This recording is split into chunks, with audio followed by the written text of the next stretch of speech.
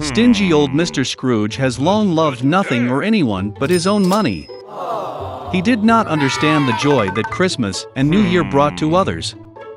Therefore, on the eve of the holiday, the old man refused to let his assistant leave work early, who wanted to buy a present for his son. Mr. Scrooge even turned down his nephew's invitation to celebrate Christmas with his family, and also refused to donate money to help children in need. The old man closed his office late in the evening and went home. And then, in his bedroom, strange things began to happen. A wind blew from somewhere, thunder rumbled, and suddenly the ghost of his companion, who had died last Christmas, appeared in front of him. Mr. Scrooge was very scared and did not understand what was happening. The spirit said that after death he was punished for not doing good and not helping people during his lifetime. He did not want the old man to suffer the same fate. So he warned Scrooge that 3 other ghosts would soon visit him. After these words, the spirit disappeared. The old man pretended that nothing had happened. But soon, the ghost of a child appeared before him. Mr. Scrooge was stunned because it was the spirit of his past years. The ghost, with the help of magic, transferred them to the past. The old man saw himself as a little boy in the town where he was born and raised. He was decorating the Christmas tree, and he had a lot of fun. Then Mr. Scrooge saw himself in his youth, the day when, full of delight and hope, he proposed to his beloved. After that, the old man saw himself matured. His wife was crying, and he could not understand why she decided to part with him. The fact is that Scrooge no longer paid attention to her, but only thought about money. The old man could not look at such himself from the side, and asked the ghost to return him back. The spirit eventually disappeared, but another ghost appeared in its place. He carried Scrooge to his assistant's home on Christmas Eve. The whole family was sitting at a poor table. The old man was sure that they all hated him, but he became convinced that this was not so. The aide offered a toast to Mr. Scrooge's health, and his wife very willingly joined the toast. And then the old man noticed that the son of his assistant was sick. Scrooge felt sorry for the child and ashamed of his behavior. Then the ghost took the old man to the house of his nephew. His whole family was happy about the holiday. Most importantly, they left a seat at the table for Mr. Scrooge. The old man did not expect to see this. He always thought that the whole family hated him. Eventually the ghost disappeared, but the spirit of future years appeared in its place. He brought Mr. Scrooge to his own funeral. Everyone said that it became easier for them when the old man finally died. Only then did he realize that in his entire life he had not brought good to anyone. Then Scrooge saw his helper carrying flowers to his son's grave. The old man could no longer look at it, and asked the ghost to bring him back. The third spirit disappeared, and Scrooge was back at home. The old man finally decided to change for the better. Fortunately, he found that time had gone back a few hours. Mr. Scrooge decided not to waste a minute. He still had time to change everything. The old man was sincerely happy about the approaching Christmas. He sent the most expensive and fattest turkey to his assistant's house.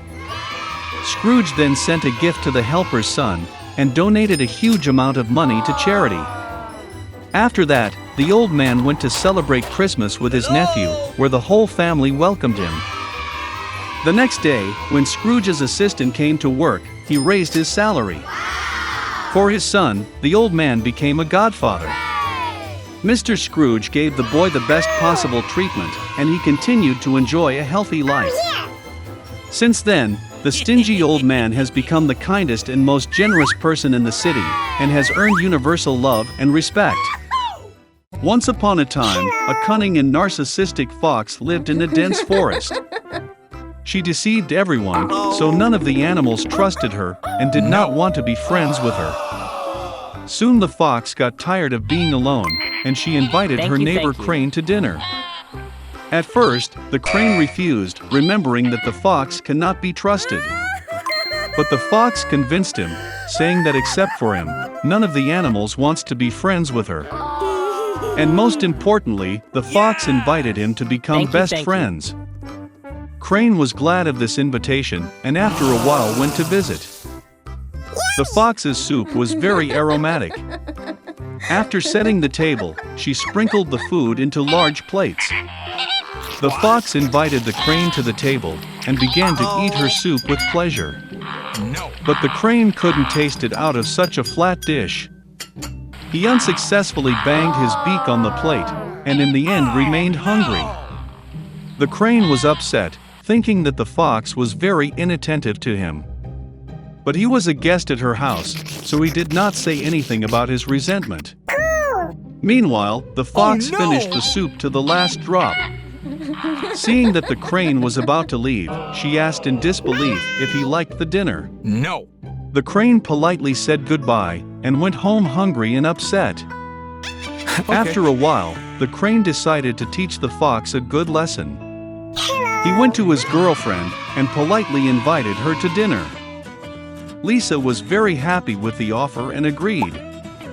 Having prepared dinner, the crane took out 2 tall and narrow jugs for himself and the fox. He set the table and put the food in the jugs. By this time the fox had come.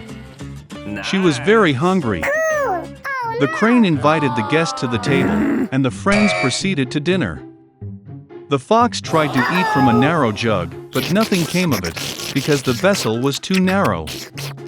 Meanwhile, the crane ate with ease with its long beak. When he finished, he saw the fox trying unsuccessfully to eat. Crane asked if she liked the dinner. But the fox replied that she could not eat anything due to the fact that the jug was too narrow and long. The crane was expecting a similar answer.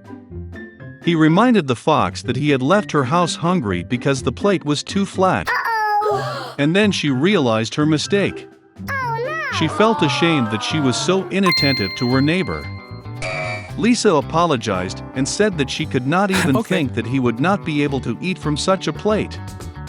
Crane forgave her and said that henceforth they need to remember their differences. Having said this, he brought a large plate from which the guest could easily eat her dinner. When it was time to say goodbye, the fox got an idea.